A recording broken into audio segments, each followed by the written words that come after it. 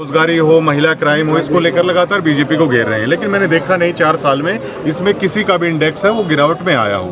तो ऐसे में क्या कहेंगे आप? बड़े दुर्भाग्य की बात है कि ये जो मौजूदा हरियाणा प्रदेश की सरकार है, ये एक असंवेदनशील सरकार साबित हो चुकी है, एक अहंकारी सरकार साबित हो चुकी है। मुख्यमंत्री जो हैं, इनका खास तौर पे इतना एक अहंकारी रवैया आ गया। लगातार बेरोजगारी में हरियाणा देश में नंबर 1 है। हम बेरोजगारी की बात करते हैं, मुख्यमंत्री कहते हैं रिपोर्ट गलत है। भारत सरकार बताती है बेरोजगारी में हरियाणा देश में नंबर 1 है, कहते हैं भारत सरकार की रिपोर्ट पर हमें विश्वास नहीं। कोई एक महिला ने कहा कि बेरोजगारी इतनी हो गई, कोई फैक्ट्री लगवा दो, कह रहा चंद्रयान पे बाहर भिजवा देंगे। आप महंगाई की बात करो तो ये मानने मना कर देते हैं। नशा हरियाणा में बड़े, उसकी बात करो, अपराध की बात करो।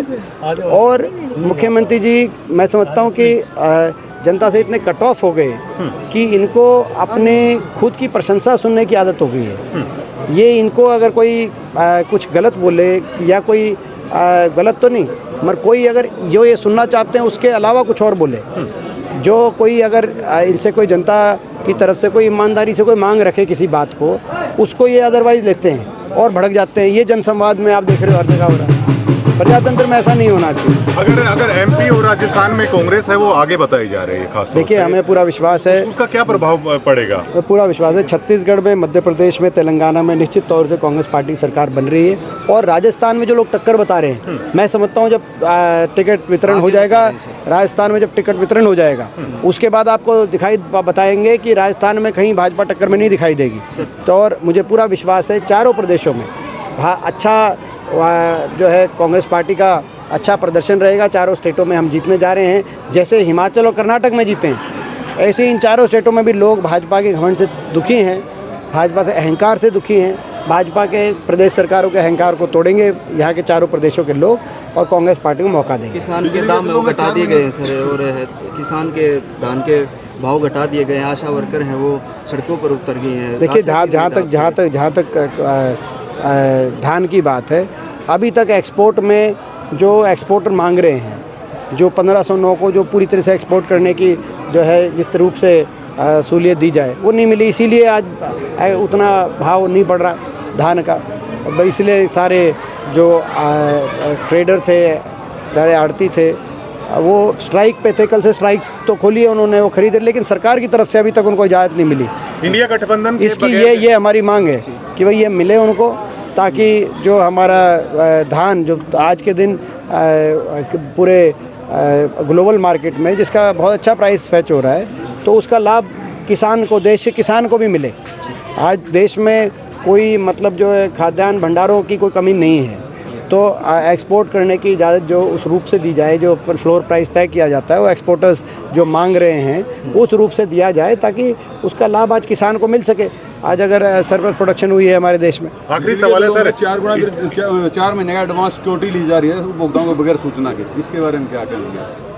भाई, ये सरकार तो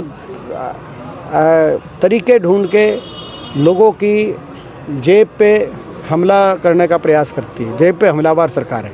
लोगों को जो है, मैं समझता हूँ, जैसे मैंने कहा, आज हरियाणा प्रदेश में अर्थव्यवस्था चौपट कर दी खट्टर सरकार ने।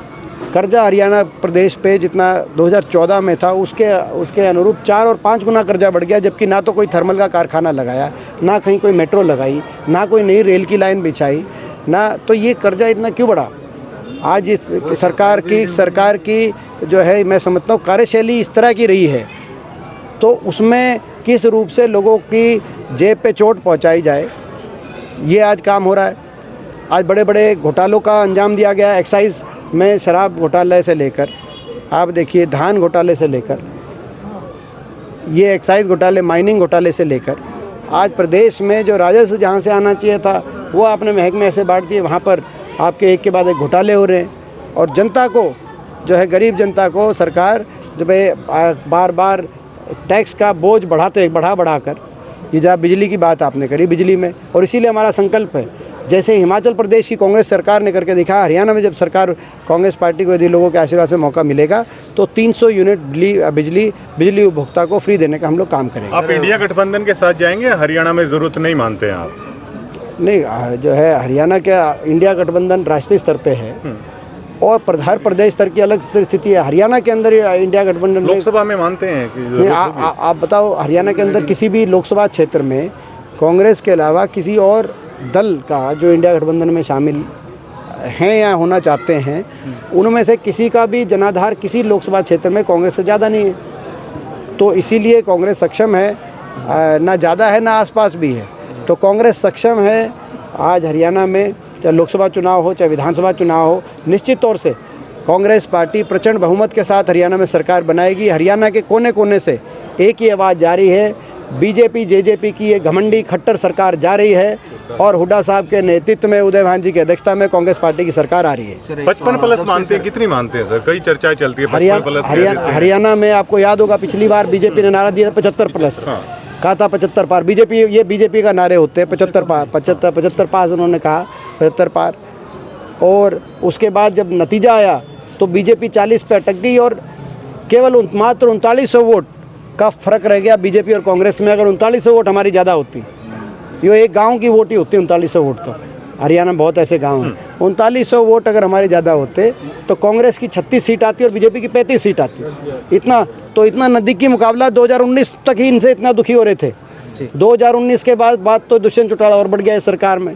अब तो मैं समझता हूँ उसके बाद आज क्या हरियाणा की स्थिति बनी होगी। एक के बाद एक, कहीं किसान आंदोलन देखना पड़ रहा है, कहीं महिला खिलाड़ी आंदोलन देखना पड़ रहा है, कहीं कर्मचारी आंदोलन देखना पड़ रहा है। जेजेपी को अब सीरियस नहीं लेते दीपेंद्र हुड्डा, क्या मानते हैं? शून्य पे मानते हैं क्या? देखिए, जेजेपी को हम ऐसा कुछ नहीं कि हमें किसी को सीरियस लेने का या किसी को मजाकिया लेने का हमें कोई शौक़ हो। लोग जिस पार्टी को अगर सीरियस लेंगे, हम भी सीरियस लेंगे। जी सर, एक